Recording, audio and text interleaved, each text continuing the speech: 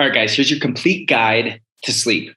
Now, sleep is such a complex thing, but for so many of us, it's this thing that we can never get under control. So I'm going to share my screen here with you and really start to dive in and drive how we can create something that truly works for you and ultimately drives it back to data-based and science. So we all sleep in 90-minute cycles. Okay. We have 4 stages of sleep, 1, 2, 3, 4.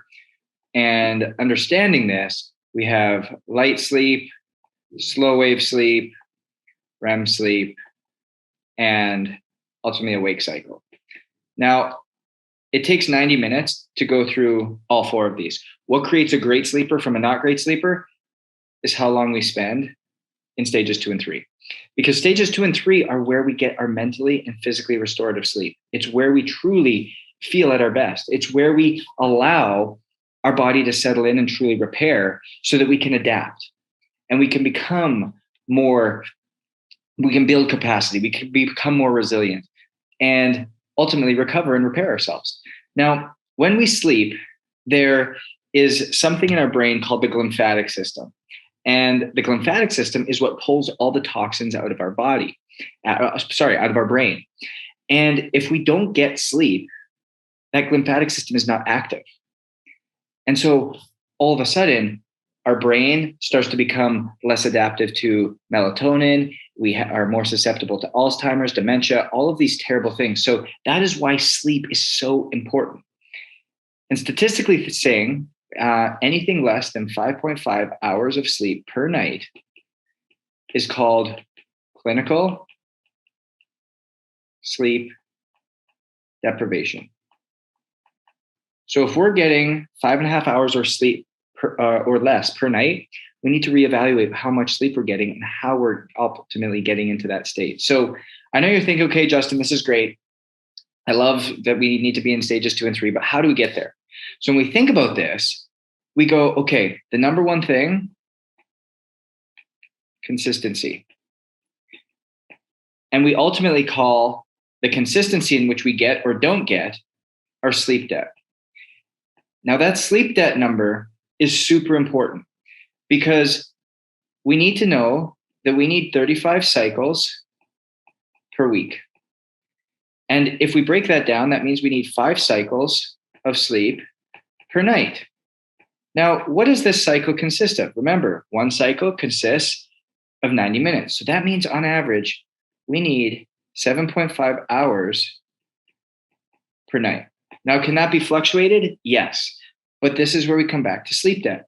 So if we're only getting 5.5 hours a night, that means every single night we're accruing 2 hours of sleep debt.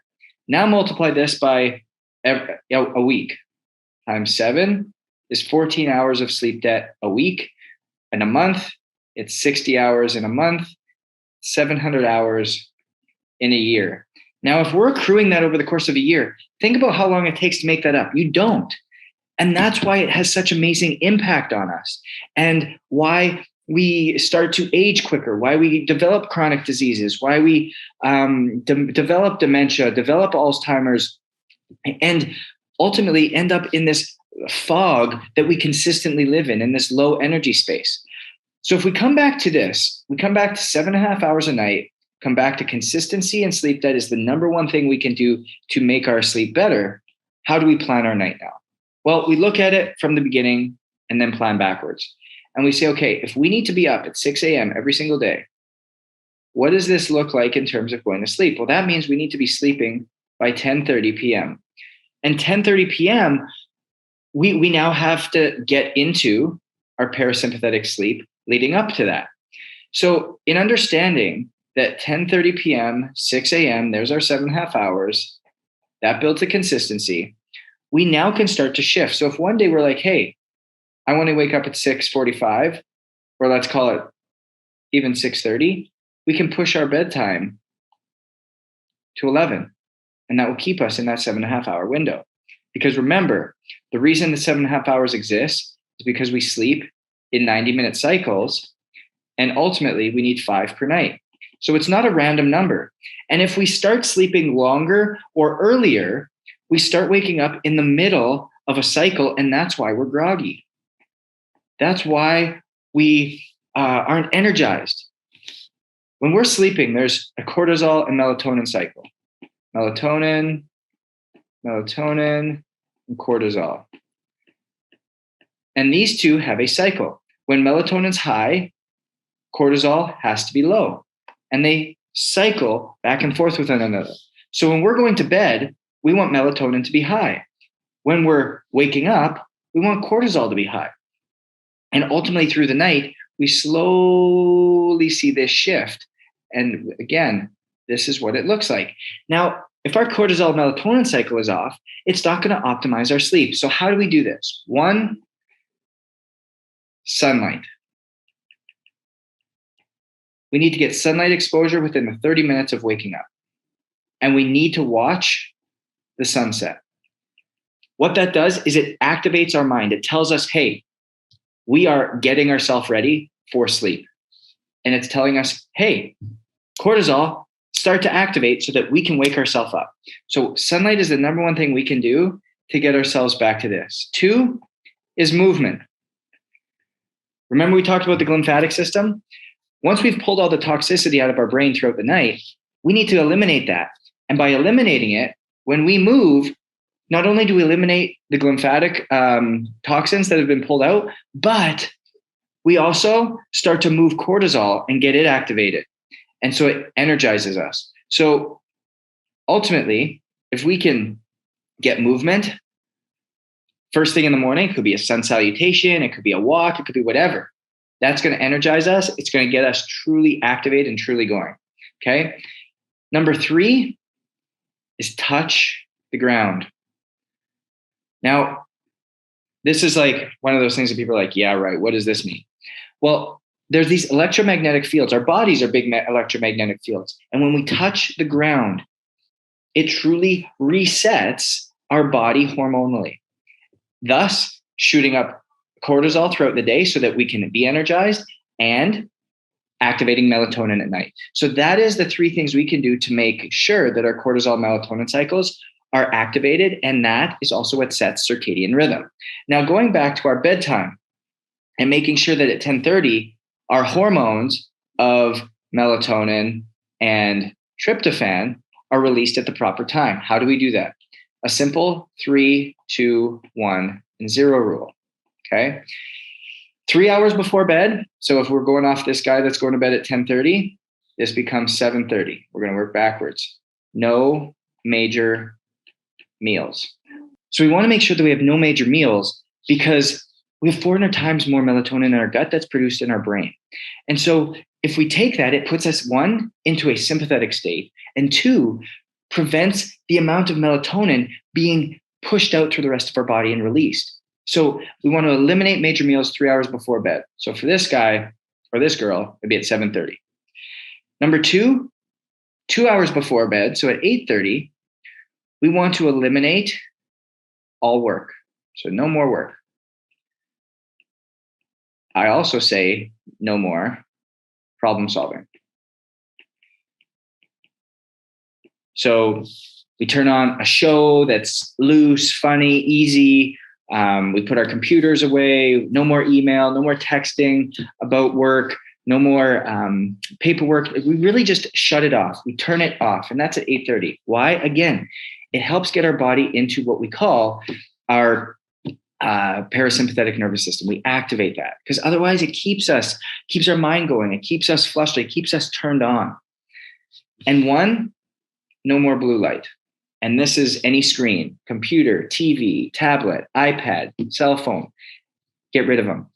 Blue light is equal, and it's the same amount of light, same type of light as the sun.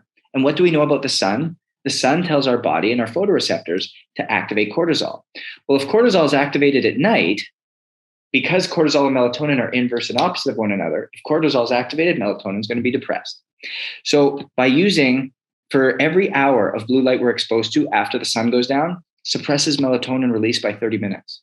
So if we're watching TV, having our computer on and text messaging all the way up until 10:30, well, sunset at like 8. So it's 2.5 hours that we've been exposed to it. So we can expect that at least an hour or an hour and 15 minutes later, melatonin is going to start to be released, which is 11:30 versus 10:30 when we're trying to go to sleep. And we wake up, we're sitting in bed, we're looking at the sky, and we're just like, what's going on? It builds anxiety and it creates that chronic flush for us. Okay. So we also here, we want to activate our parasympathetic buffet. Now, what is that? That is anything that we know is going to be something that helps relax us. Could be a bath, could be a hot shower, could be stretching, could be meditation, breath work, reading, you name it. But we want to create that for you. So that's what we do 1 hour before. And lastly, no snooze button. And this goes back to our cycles in which we're going through. So if we hit the snooze button and we're waking up and we've got our alarm set for that 7.5 hour window, we should be waking up at the base of that cycle where cortisol is at the highest. We should be getting up energized. But if we hit snooze, we start another cycle. And then we have to wake up in the middle of a cycle. So we're groggy, we're not ready, we procrastinate. And it sets up our day to be not optimal and not ideal. And it ruins that hormonal release. And when we ruin our hormone release, it affects our cortisol cycle. So those are all things that we can do to make sure. And this is at 9:30, that blue light. And so between 10:30 and 9:30, we're prepping ourselves so that at 10:30, we're falling asleep, we're ready to sleep, and we get a deep quality sleep. Now, what should the environment in our bedroom look like? It should be dark, blackout shades, not even like a light from the TV. If you have a light from the TV or a light from like even that red button in the room, covered up with something. Your alarm clock, the neon lights, cover it up. If you have a Landon light, cover it up. You want complete darkness, blackout as dark as you can, okay? You want it cool. You want it to be somewhere between 62 and 67 degrees Fahrenheit. And when you're operating at that space, you want the temperature in the room be somewhere between 62 and 67 degrees Fahrenheit. That is optimally what our body needs in order to sleep. So if our temperature in our room is 68, 69, 70, it's going to keep our body temperature high, which doesn't allow us to get into those deep stages of REM sleep either. So making sure that we're dark and cool is key. A third one is what we're wearing. Goes right back to this. If we're wearing a bunch of clothes that are keeping our body temperature high, and this is why with a lot of wearables, we can track how low our body temperature is getting at night. If our body temperature is not getting to the lowest point at 3, 4, 5 a.m., we're not getting into the deepest stages of sleep in which we can truly get there. So we want to be sleeping with as minimal clothing as we can, whether we're sleeping naked, whether we're sleeping just with light underwear and shirt or whatever it might be, but we want to be as minimal as possible. And then sound. Wearing earplugs, same thing for darkness, an eye mask, eliminating all these sounds that could potentially be around us. If there's construction or if there's a light that blinks outside or there's a garbage truck that comes by at a certain time, earplugs are going to be great because, again, it's going to block out anything that could potentially wake us up and put us there. So these are some of the things that we can do within our environment that we're going to ultimately make our sleep as best for us to make sure, again, that we're able to be consistent, manage that sleep debt, and truly spend the most amount of time in that slow wave and REM sleep. So as you guys use this, you're going to start to notice that, hey, I know exactly what I need to do. I can start to track my sleep. I can start to see how it's impacting HRV. Greater sleeps, HRV is going up. You start to use these systems and get your 7.5 hours and plan it out accordingly and plan your sleep and use the 3-2-1 rule. You're going to start to see an increase in HRV. You're going to start to see an awareness that comes as to how you're getting your sleep and knowing that preparing for the number one most important thing to prevent long-term illness, to prevent sickness, and to maximize energy, you can do. Go on it.